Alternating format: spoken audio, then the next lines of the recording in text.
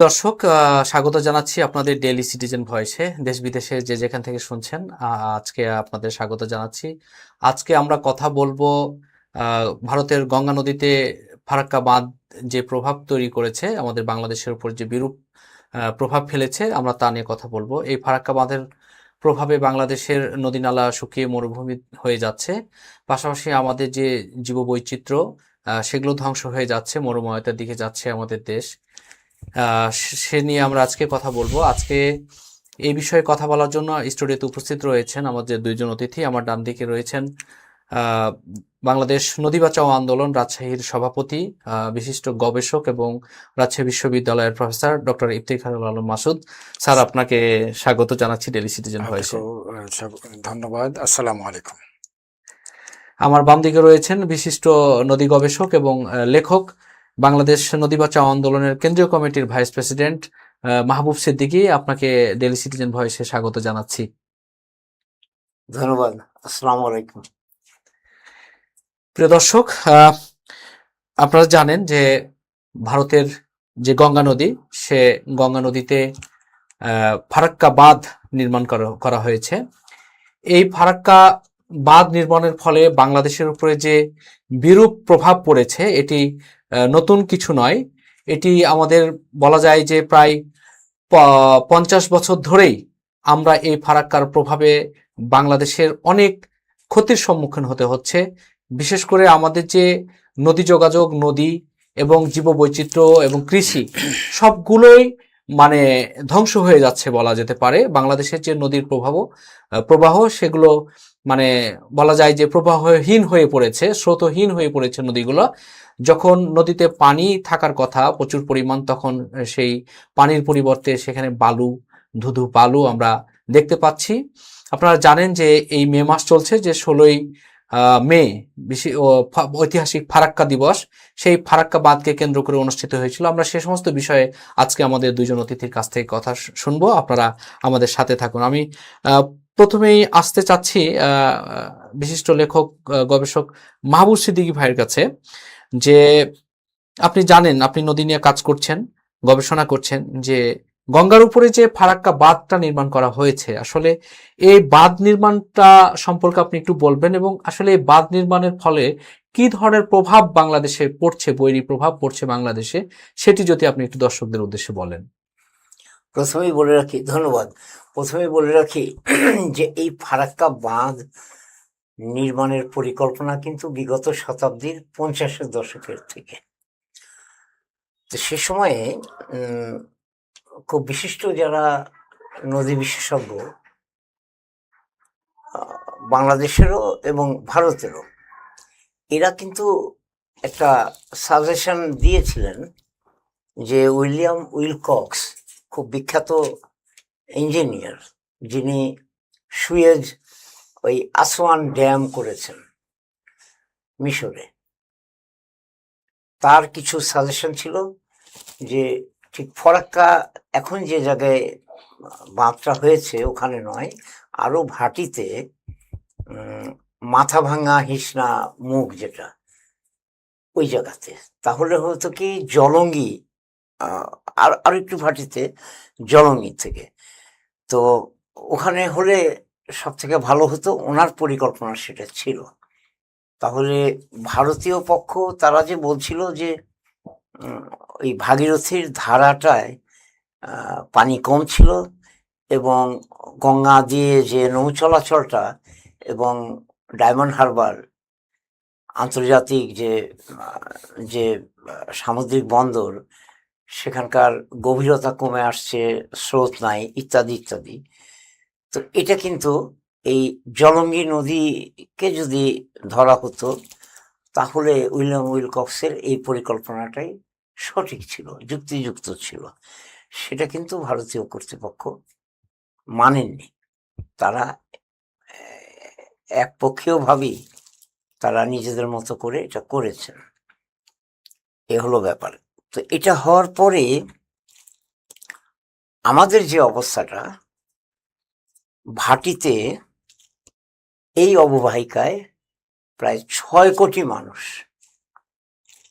এটার বিরূপ প্রভাবে তারা পড়েছেন, সরাসরি শিকার হয়েছেন বিভিন্ন দিক থেকে। প্রথম দিকটা হলো এখন অবধি এই যে আজকে 12 মে 2026, এই দিন পর্যন্ত আমাদের ভাটিতে 2000 কিলোমিটার নাব্য নৌপথ এটা শেষ হয়ে গেছে এই ফারাক্কার কারণে। একটা বলছি নাব্য নৌপথ। তারপরে আমাদের সবুজ প্রকৃতি ছিল, সবুজ শ্যামল প্রান্তর, মাইলস আফটার মাইলস, দিগন্ত বিস্তৃত দক্ষিণে ফারাক্কা আমাদের ভিতরে। সেটা এখন ধূসর প্রান্তরে রূপ নিচ্ছে, যতদিন যাচ্ছে ততই। আমাদের ভূগর্ভস্থ পানির যে সেটা অনেক গভীরে চলে গেছে, পানির স্তরটা অনেক গভীরে চলে গেছে। তারপরে বহুবিধ এই যে জলজ যেসব প্রাণী, গঙ্গা থেকে পদ্মা থেকে অনেক জাতের স্বাদু পানির মাছ হারিয়ে গেছে। আমরা গ্যাঞ্জেস ডলফিন যেটাকে বলতাম, শুশুক বলি, সে শুশুক নেই। তারপরে ঘড়িয়াল নেই।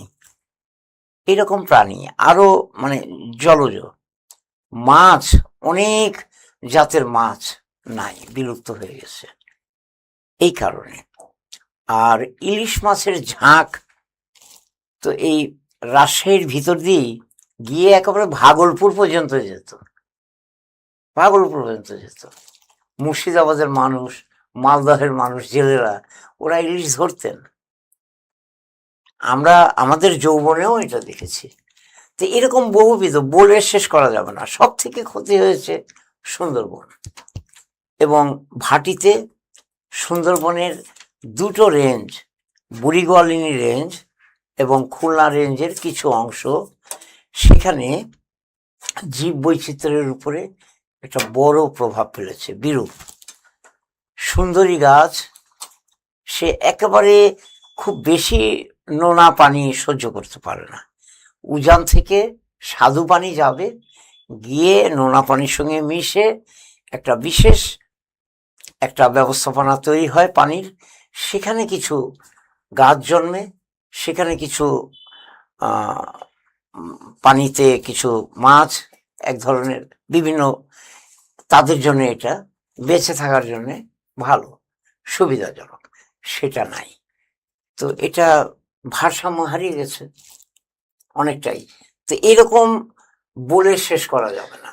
এবং কত লক্ষ কোটি টাকার যে ক্ষতি হচ্ছে প্রতি বছর, সেটা বোঝানো যাবে না।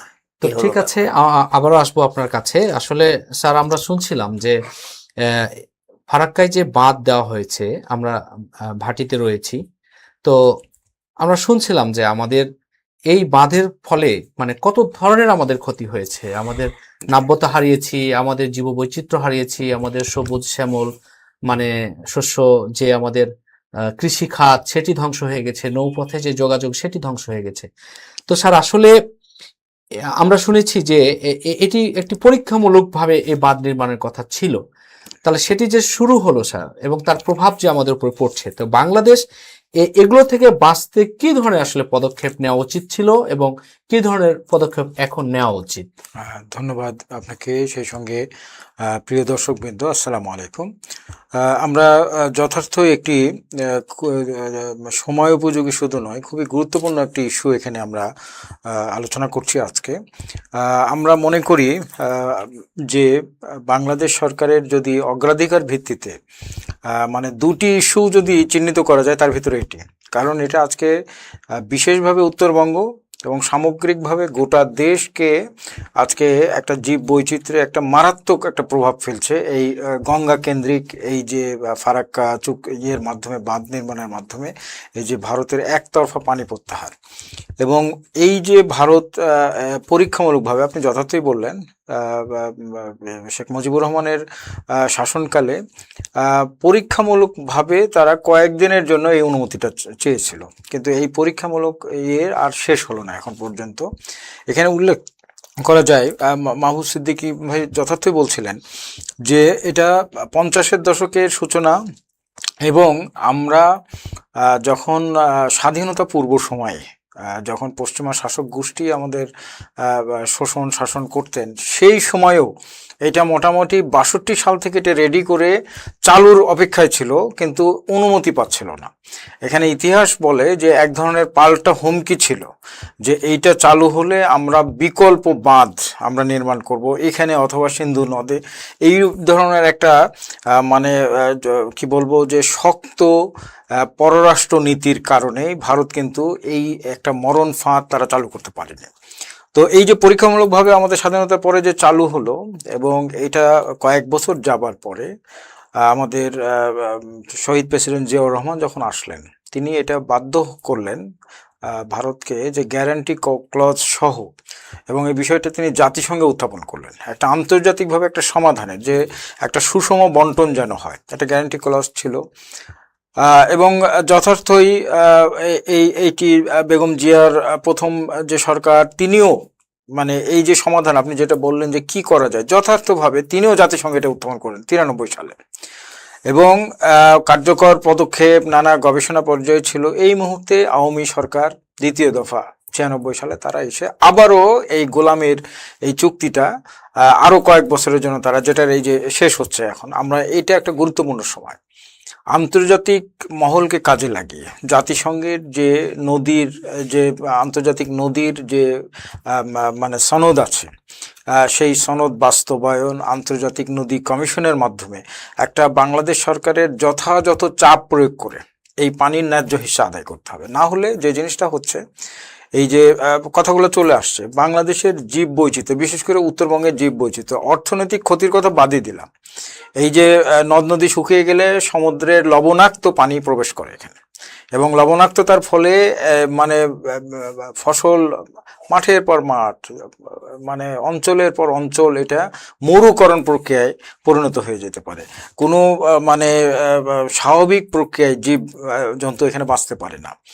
আর অর্থনৈতিক ক্ষয়ক্ষতি, আমাদের যে সুন্দরবনের যে ম্যানগ্রোভ যে একটা ইয়ে আছে, এইগুলোর একটা ধ্বংস শুরু হয়ে গেছে। তারপরেও নানা ধরনের যে জীবিকার, জীব বৈচিত্র্য এবং জীবিকার উপরে পর্যন্ত এর একটা প্রভাব চলে আসছে। তো জাতিসংঘ সহ বিভিন্ন বিষয়ে এই প্রশ্নটা উত্থাপন করা হয়েছে। এখন আমার মনে হয় যে সরকার যথাযথভাবে, একটি গণতান্ত্রিক সরকার এখানে অনেক দিন পরে তারা ক্ষমতাসীন হয়েছে, আমার মনে হয় যে আন্তর্জাতিক বিশ্বকে কাজে লাগিয়ে তারা যথাযথভাবে একটা বিশ্ব জনমত তারা গঠন করতে পারেন। আর এখানে যে কাজটি দেশের জনগণকে, যারা বিশেষ করে আমরা উত্তরাঞ্চলের মানুষ, এই ক্ষয়ক্ষতির যারা শিকার, তাদেরকে এক ধরনের তীব্র একটা গণচাপ তৈরি করতে হবে। জনগণের সচেতনতাই পারে যে আমাদের সব কিছু চলেছে এখানে যারা যে জীবিকা নির্ভরশীল, প্রত্যেকের জীবিকার উপর একটা প্রভাব পড়েছে এখানে। আজকে এখানে যদি মরুকরণ প্রক্রিয়া শুরু হয়, কত বড় একটা জনগোষ্ঠীর উপর একটা প্রভাব, শুধু রাজশাহী নয়, এই গোটা উত্তরাঞ্চল বিশেষভাবে, আর সমগ্র দেশ একটা মারাত্মক ঝুঁকির মুখে। এবং এই ফারাক্কা বাঁধ কেন্দ্রিক এটাকে যথার্থভাবে অনেকেই মরণ ফাঁদ বলে, এবং আমরা খুব শ্রদ্ধার সাথে স্মরণ করছি মজলুম জননেতা মাওলানা ভাসানীকে। তিনি যথার্থভাবে সেই সময়েই এটা উপলব্ধি করেছিলেন 76 সালে। আমরা ফারাক্কা বাঁধ নিয়ে কথা আলাদাভাবেই বলবো। স্যার বলছিলেন যে এই যে এই আগ্রাসন রোধে আন্তর্জাতিক পর্যায়ে আমাদের ভয়েস রেজ করতে হবে, অর্থাৎ আমাদেরকে সেখানে বলতে হবে। তো এর বিষয়টি তো নতুন না, অলরেডি 50 বছর পেরিয়ে গেছে। তো দেখা যাচ্ছে জলবায়ু সম্মেলন হয় আন্তর্জাতিকভাবে, যাতে আপনার আমেরিকাতে হয়, এটা নিয়ে কথা বলে। তো আসলে যে নদী আগ্রাসন রোধে যে আন্তর্জাতিক আইন আছে, আসলে সেটা কি বলে, আর সেইখানে যে সুযোগ সুবিধা পাওয়ার কথা, বা প্রতিবেশী দেশ যে বাংলাদেশের উপরে এই ধরনের পানি আগ্রাসন চালাচ্ছে, সেটা নিয়ে বাংলাদেশের ভূমিকা যথাযথ কিনা যে আন্তর্জাতিক অঙ্গনে, এবং আন্তর্জাতিক আইনটা আসলে কি বলছে? ধন্যবাদ আপনাকে যে আপনি সঠিক একটি বিষয় নিয়ে এটা উত্থাপন করেছেন। আমরা জানি যে 1997 সালে জাতিসংঘের একটি কনভেনশন হয়, এবং একটা পরবর্তীতে সনদে একটা আইন একটা আইন হয়, সেই আইনটা হলো ভাটির দেশের অনুকূলে, যে একটি আন্তর্জাতিক নদী, সেই নদী যারা ভাটির দেশ, যারা উজানের দেশ, যদি উজানে কোনো স্থাপনা করে তাহলে ভাটির দেশের সম্মতি নিতে হবে এবং আলোচনার ভিত্তিতে সেটা সমাধান করতে হবে। জি, তো এই একটা ব্যাপার। আর যদি সমাধান না হয় তাহলে আন্তর্জাতিক যে সংস্থা আছে সেখানে গিয়ে তারা আবেদন করতে পারে, এটার ব্যাপারে প্রতিকার চাইতে পারে। তো দুঃখের ব্যাপার হলো এই যে 2015 সালে এটা আইনে রূপান্তরিত হয়েছে। ভিয়েতনাম শেষ দেশ হিসেবে সেই আইনে সিগনেচার করেছে। বাংলাদেশ দুর্ভাগ্যজনকভাবে হলেও এটা সিগনেচার এখনো করেনি। এটা আমাদের জন্য অত্যন্ত দুঃখজনক এবং কি বলবো, এটা হতাশাব্যঞ্জক। মানে এই আপনি নতুন কি এটা সরকার- আমাদের মানে বাংলাদেশ যে আমাদের বাংলাদেশের সমস্যাটা যে আন্তর্জাতিক পর্যায়ে উপস্থাপন করতে পারেনি, এটাকে কি আপনি এটা ব্যর্থতা হিসেবে আমাদের দেখতে চান? ব্যর্থতা বলছি, আগের সব কয়টা সরকারেরই ব্যর্থতা। তো তারা এটাকে রেটিফাই করেননি। এখন যে নির্বাচিত সরকার, গণতান্ত্রিক সরকার এসছেন, এদের এখন ভাবা উচিত, কি জন্য ভাবা উচিত, যে 2026 ডিসেম্বর মাসে এই গঙ্গা চুক্তির শেষ 30 বছর। 30 বছর পূর্তি হবে, শেষ হয়ে গেলে এটাকে তো নবায়ন করতে হবে, নতুন ভাবে আবার চুক্তি করতে হবে। তো নতুন ভাবে চুক্তি করার পিছনে যে যুক্তি আছে, যে আমি ভাটির দেশ হিসাবে আমার পক্ষের যে আইন, সেই আইনটায় আমি সিগনেচার করছি না, তাহলে নৈতিকভাবে আমার অবস্থানটা কোথায়, এটা চিন্তা করতে হবে। তো ভারত এখন যদি তারা এখন যে পানিটা হচ্ছে, ওই চুক্তির পরে তো আর সে পানি নাও দিতে পারে চুক্তি শেষে, তাই না? তা আগেই তো এটাকে নিয়ে একটা ব্যবস্থা করতে হবে। ব্যবস্থা হলো এই, অনতিবিলম্বে এই আইনের পক্ষে তার সম্মতি জানাতে হবে, বাংলাদেশকে সিগনেচার করতে হবে, 1। 2, এতকাল ভারতের সঙ্গে দ্বিপক্ষীয় আলোচনা হয়েছে, এখন দ্বিপক্ষীয় নয়। কারণটা হলো আমরা বহু পক্ষকে আনতে হবে।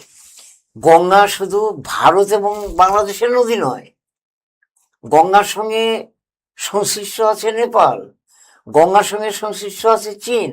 কিভাবে আমি বলছি, গঙ্গা যে সমৃদ্ধ হচ্ছে, নেপাল থেকে প্রায় 5টা নদী এসে গঙ্গাতে পড়ছে, হ্যাঁ, উপনদী বলে, এবং বিশাল বিশাল সব নদী, প্রচুর পানি এসে গঙ্গাতে পড়ছে, উত্তরপ্রদেশ এবং বিহার হয়ে বিহারে পড়ছে। তো এগুলো সব নেপাল থেকে আসছে। আবার চীনে উৎপত্তি হয়ে নেপালের ভিতর দিয়ে এরকম 2টো বড় বড় নদী আছে, কোশি আরো। তো তাহলে স্বাভাবিক কারণে এবং যুক্তিযুক্তভাবেই চীন এসে যাবে গঙ্গা চুক্তির সঙ্গে, জি, গঙ্গা চুক্তির সঙ্গে নেপাল এসে নেপাল আসবে, পার্শ্ববর্তী ভুটান আসবে, ভুটানের সঙ্গে আমাদের কিছু আন্তর্জাতিক নদীর সংস্রব আছে, ভারত তো আসবেই, বাংলাদেশ, এই 5টা দেশ। আমরা এর পাশাপাশি দাবি করব যে ভারত তো মানতে চাইবে না, আমরা জাতিসংঘের প্রতিনিধিও একটা দাবি করবো একজন, যে আপনিও আসেন। জি, এইরকম ভাবে বহু পক্ষকে বসে, তাহলে বাংলাদেশকে কি করতে হবে, এখন থেকেই, আজকে থেকেই প্রথমে চীনের সাথে আলাদাভাবে বসতে হবে, তারপরে নেপালের সঙ্গে আলাদাভাবে বসতে হবে, ভুটানের সঙ্গে আলাদাভাবে বসতে হবে, এবং আমার হোমওয়ার্কটা রেডি করতে হবে। আর ওই যে আইনটা, সেই আইন আমার পক্ষে, স্বাক্ষর করতে আমাদের, হবে। হ্যাঁ, ভাটির দেশের অনুকূলে সে আইন, সেখানে সিগনেচার করতে হবে আমাকে। জি, জি। তো স্যার, ওনার আলোচনা থেকে একটা জিনিস বের হয়ে আসলো যে আমাদের আন্তর্জাতিক আইনের সুবিধা পাওয়ার ক্ষেত্রে আমাদের যে করণীয়টা ছিল, সেখানে আমরা দেখা যাচ্ছে যে আমরা আমাদের অনেকটাই ব্যর্থতার পরিচয় দিয়েছি। স্যার, এখন পর্যন্ত ভারতের সাথে বাংলাদেশের এই গঙ্গা চুক্তি 2টা পর্যায়ে স্বাক্ষরিত হয়েছে। একটা ছিল শহীদ প্রেসিডেন্ট জিয়াউর রহমানের আমলে 77 সালে, এবং একটি হলো 96 সালে। স্যার, এই দুটি স্বাক্ষরের মধ্যে বা দুটি সরকার বাংলাদেশের সাথে যে চুক্তিটা স্বাক্ষর হলো, এর মধ্যে আপনি কোনো পার্থক্য দেখেন কিনা? যেমন স্যার, জিয়াউর রহমানের সময় স্বাক্ষরের সময় কিন্তু কিছু গ্যারান্টি ক্লজ ছিল যে তার সুবিধা এক সময় বাংলাদেশ পেত, কিন্তু 96 সালের চুক্তিটিকে অনেক সময় বিশ্লেষণ করে দেখা গেছে এবং বিশেষজ্ঞরা বলছেন যে এখানে কোনো ধরনের গ্যারান্টি ক্লজ ছিল না। তো স্যার, এই ব্যাপারটা যদি আপনি একটু বিশ্লেষণ করেন, এবং বাংলাদেশের যে হোমওয়ার্কের কথাটা বলা হলো, আসলে কি স্যার বাংলাদেশের হোমওয়ার্ক যথাযথ আছে কিনা আপনি কি মনে করেন? ধন্যবাদ। যথার্থই আমরা মাহবুব ভাইয়ের কাছে শুনছিলাম যে জাতিসংঘের যে কনভেনশন, যেটা আমাদের পক্ষে, সেখানেই আমাদের সরকার একের পর এক সরকার, এই যে সর্বশেষ আমাদের অন্তর্বর্তীকালীন সরকারের সময়ও একটা ধোঁয়াশা তৈরি হয়েছিল, এবং আমরা আশাবাদী হয়ে উঠেছিলাম যে সরকার এটাকে স্বাক্ষর করতে যাচ্ছে, বা একটা প্রচারও হয়ে গেছিল যে তারা স্বাক্ষর করেছে অলরেডি, আসলে স্বাক্ষর হয়নি। এটা আমাদের দুর্ভাগ্য। তো মূলত যেটা হচ্ছে যে এই যে পরীক্ষামূলক তারা চালু করলো, এই চালুটা না হলে, যদি সূচনাটাই ভালো হতো, তাহলে শহীদ জিয়াউর রহমান 77 সালে যেটা বাধ্য করলেন গ্যারান্টি ক্লজ আনতে বা চুক্তি করতে, চুক্তিবিহীন না থেকে, এর কিন্তু একটা সুফল আমরা পেয়েছি। একটা দীর্ঘদিন আমরা একটা মানে একটা অন্তপক্ষে ন্যূনতম পানির 35,000 কিউসেক বা এরকম একটা বলা হয়। তো এইটা একটা মৌলিক পার্থক্য, যেটা এই যে পরবর্তীকালে যখন শেখ হাসিনার সরকার সেটা করলেন, এবং দুর্ভাগ্যবশত ওই চুক্তির মেয়াদ শেষে আবারও একটা তাবেদারি সরকারই বাংলাদেশের ক্ষমতায় ছিল।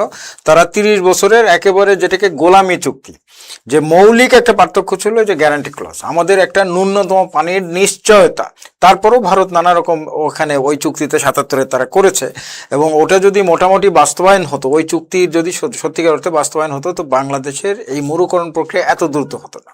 কিন্তু এই যে 30 বছরের আরেকটা গোলামি চুক্তি, যেটা এই বছর শেষ হতে যাচ্ছে, এটা খুবই গুরুত্বপূর্ণ। এবং গ্যারান্টি ক্লজ তো ছিলই না ওইখানে, এই যে দুই দেশের যে পর্যবেক্ষণের যে একটা ব্যাপার ছিল, এটা একদম নামকাওয়াস্তে বাংলাদেশের কোনো সুযোগই রাখেনি। বরং কোনো কোনো ক্ষেত্রে আমরা বাংলাদেশের মন্ত্রীদের, পানি সম্পদ মন্ত্রীদের যে কথাগুলো শুনেছি, তাতে আমার মনে হয়নি যে এরা কোনো স্বাধীন দেশের পানি সম্পদ মন্ত্রী। এবং ফলে কি হলো, ভারত এই যে পরবর্তী এই 30 বছরের চুক্তিটা করার পরে, আমাদের 77 সালের এই চুক্তি কেন্দ্রিক তৎকালীন যারা ছিলেন, বিশেষ করে তৎকালীন পানি সম্পদ সচিব ছিলেন একজন, খুব কাছে থেকে দেখেছেন, আসাফুদ্দৌলা সাহেবও ছিলেন, আরেকজন ছিলেন ওই যে ভদ্রলোক একটা বইও লিখেছেন, একদম চুলচেরা বিশ্লেষণ করে আন্তর্জাতিক মানের একটা চুক্তিকে হিসেবে 77 সালের এটাকে তারা মনে করেছিলেন যে এটা মন্দের ভালো। যদিও বিশেষজ্ঞরা মনে করেন যে নদীর স্বাভাবিক প্রবাহের চেয়ে আর বড় কোনো কিছু হতে পারে না। এই ধরনের গ্যারান্টি ক্লজটা হচ্ছে যে স্বাভাবিক প্রবাহ নিশ্চিত করতে হবে, যে আমাদের কখন কোন দিকের, আজকে আমাদের সাথে যে অবস্থাটা করা হচ্ছে ভাটির দেশ হিসেবে, এইটা বাংলাদেশ যদি যথার্থভাবে কূটনৈতিক প্রক্রিয়া চালাতে পারতো, তাহলে আমাদের একটা বন্ধু দেশ, যাদের সঙ্গে আমাদের চায়না আরও উজানে যদি আরেকটা বাদ দিয়ে দিতে পারতো, তাহলে কিন্তু এটার একটা ব্যালেন্স হতো। এটা এবং চায়না এটা একবার প্রক্রিয়াও শুরু করেছিল। তো যাই হোক, তো কি হলো সেখানে, ভারত এটা এই যে গোলামির চুক্তি 96-এর এটা করার ফলে ভারত শুধুমাত্র এই ফারাক্কা কেন্দ্রিক আর থাকলো না, তারা আরো নদ নদীর, তারা একটা প্রকল্প শুরু করলো আন্তঃনদী বেসিন, আন্তঃসংযোগ বেসিন তারা নাম দিল। আরো কিছু, এমনকি এই পানি প্রত্যাহার করে তারা দক্ষিণে নিয়ে যাবে, কলকাতা বন্দরকে তারা চাঙ্গা করবে, অনেক রকমের প্ল্যান করতে গেল। আপনারা জানেন যে এই যে টিপাই মুখ নিয়ে, সিলেটের এইদিকে তারা একের পর সাহস পেয়ে গেল, এবং টিপাই মুখ নিয়ে ওই দিল্লির আগেই বাংলাদেশের প্রধানমন্ত্রী পর্যন্ত কথা বলে ফেললেন যে এতে বাংলাদেশের খুব ক্ষতি হবে না, বরং আর্থিক লাভবান হবে। এই যে এক ধরনের গোলামি, তাবেদারি। তো এই পার্থক্য আপনি যেমন যেটা শুরু করেছিলেন, 77টা কিছুটা হলেও আমাদের মাথা উঁচু করে দাঁড়ানোর, আমাদের স্বাধীন সত্তা টিকিয়ে রেখে আমরা করার, আর 96 একদম একটা গোলামির চুক্তি। এই হচ্ছে আমাদের একটা মৌলিক পার্থক্য। স্যার ধন্যবাদ।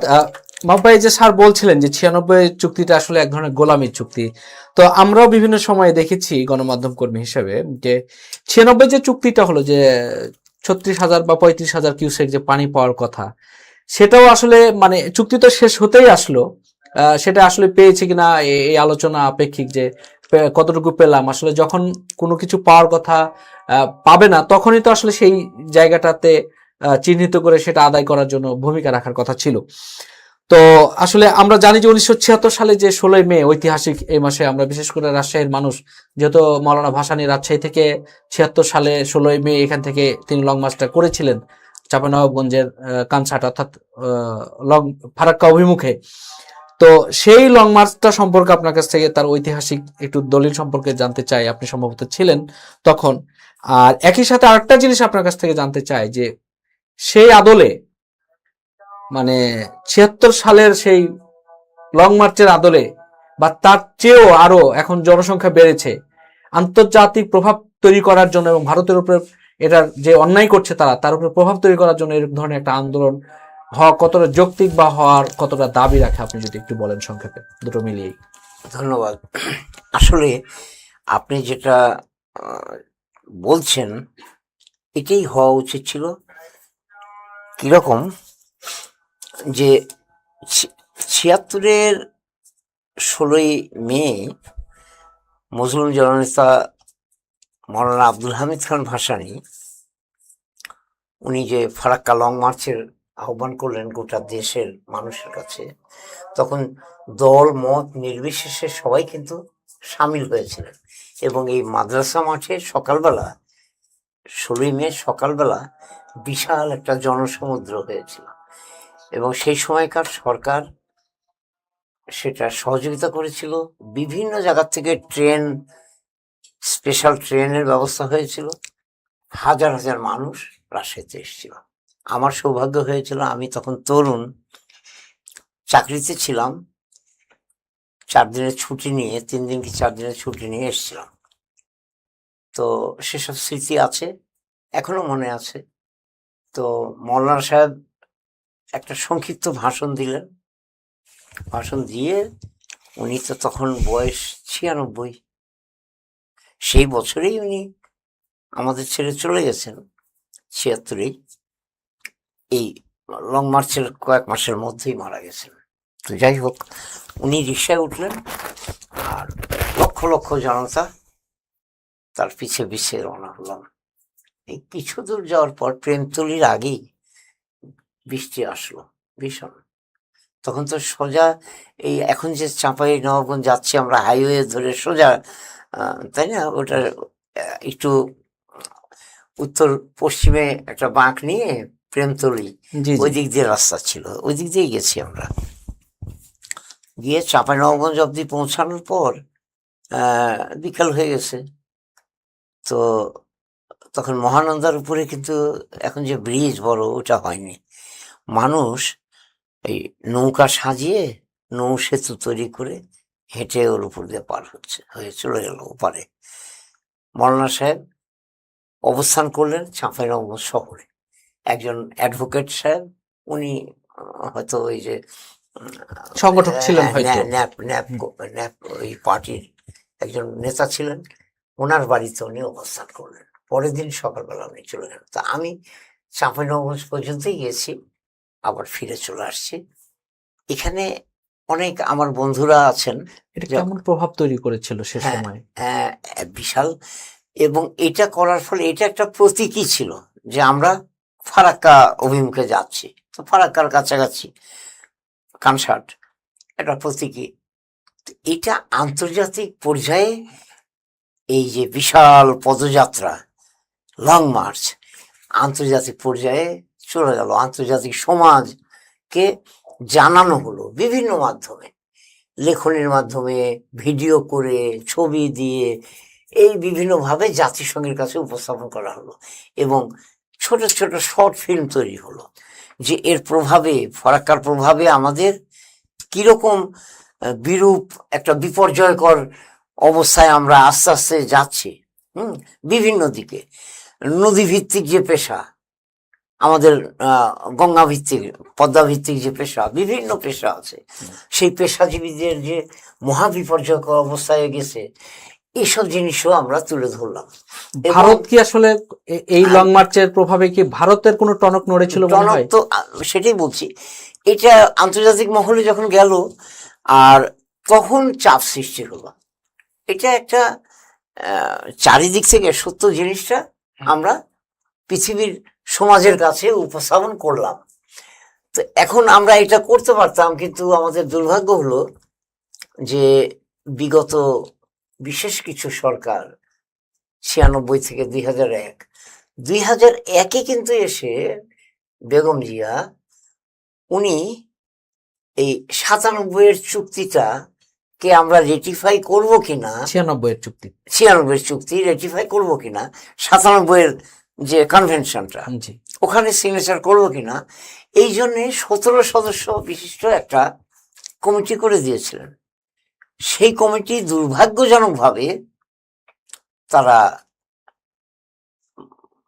তারা সেটাকে ওই সিগনেচার যে করা উচিত এর পক্ষে তারা বলেননি।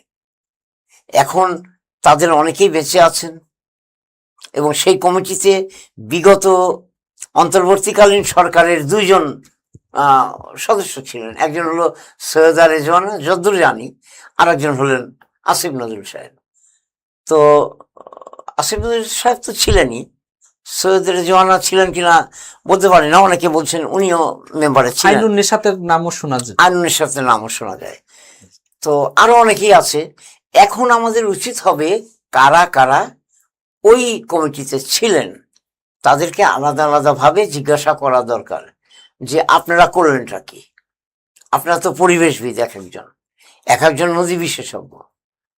আপনারা কি বেগম জিয়া সরকারের কাছে সরাসরি এটা ভালো ভালো একটা তথ্যভিত্তিক উপস্থাপন করতে পারলেন না? এটা কেন আপনারা বাংলাদেশ সিগনেচার করবে না এর পক্ষে মতামত দিলেন কেন? এটা আপনি ব্যাখ্যা করেন। এখন আমাদের 18 কোটি লোকের সামনে ব্যাখ্যা করতে হবে আপনাদের যে আপনারা করেন। জি ধন্যবাদ স্যার। আমরা আসলে শুনছিলাম যে নানান ক্ষেত্রে আসলে আমাদের ব্যর্থতা ফুটে উঠছে।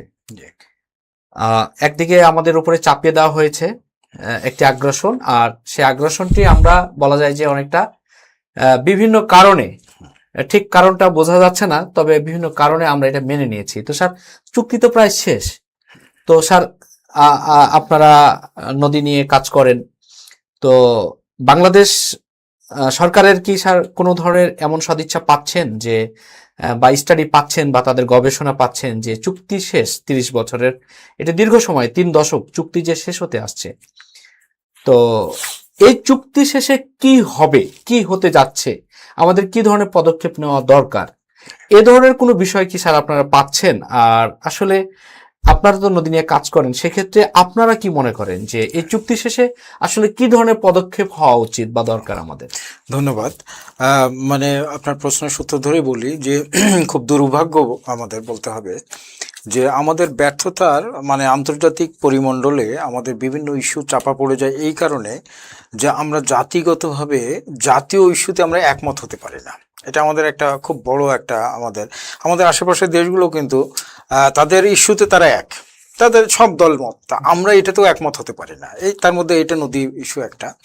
তো আমরা হতাশার সাথে বলতে চাই যে এই যে নির্বাচন উপলক্ষে নানা ধরনের যে প্রতিশ্রুতি রাজনৈতিক দলগুলোর মধ্যে, সেখানে এই ইস্যুটা কিন্তু সেই অর্থে গুরুত্ব পায়নি।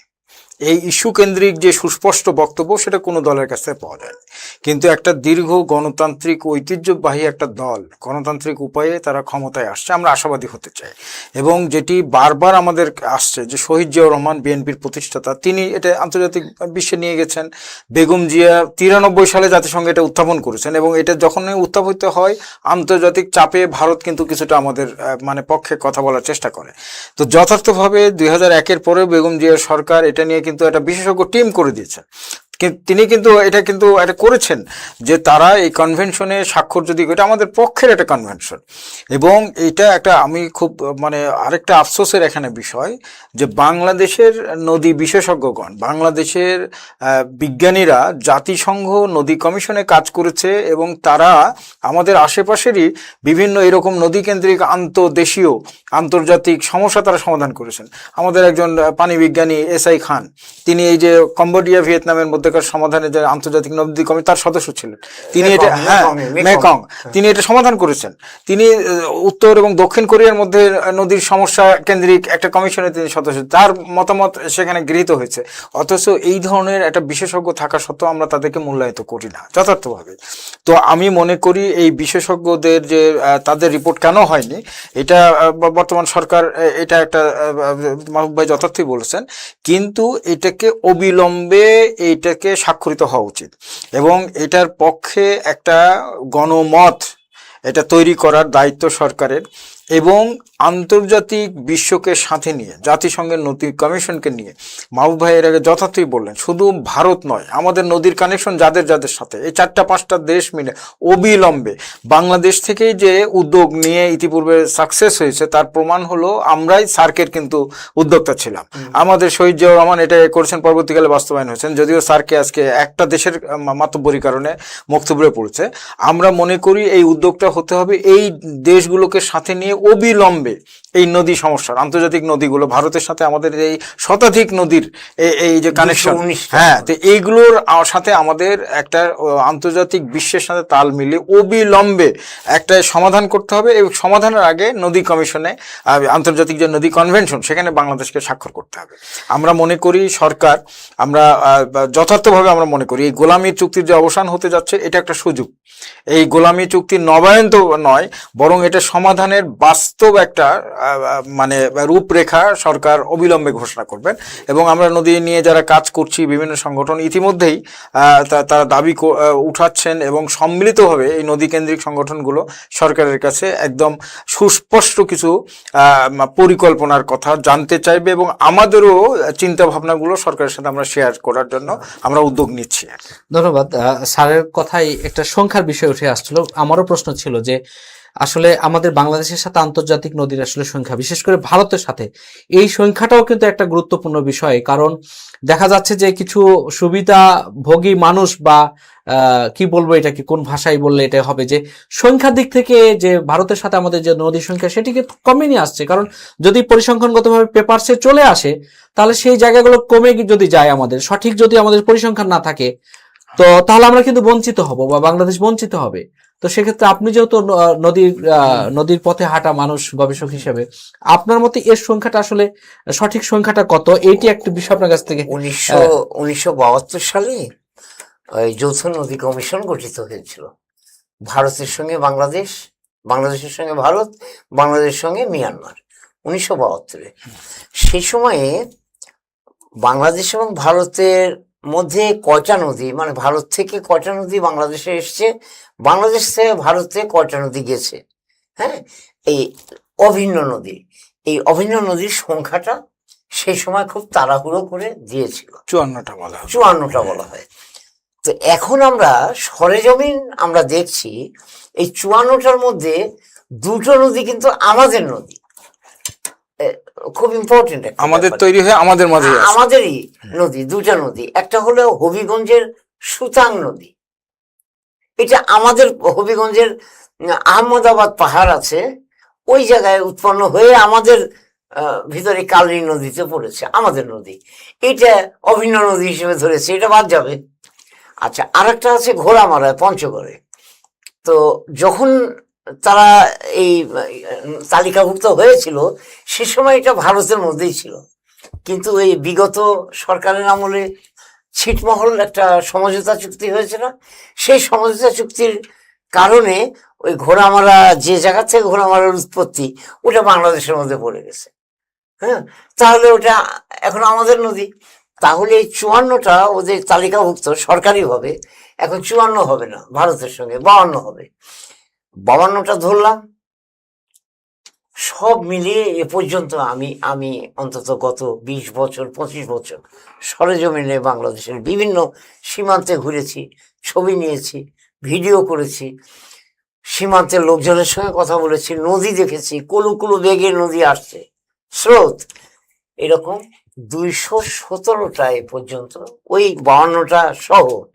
আর যদি 54 ধরি তাহলে 219টা নদী, অভিন্ন নদী বাংলাদেশের সঙ্গে ভারতের আছে এবং তালিকা করা আছে আমার, তালিকা করা আছে। প্রিয় দর্শক, আমরা গঙ্গা নদীতে ফারাক্কা বাঁধের প্রভাবে বাংলাদেশের উপরে কি ধরনের প্রভাব পড়েছে, বৈরী প্রভাব, আমরা দুজন আজকের বিশেষজ্ঞ অতিথির কাছ থেকে আমরা শুনলাম।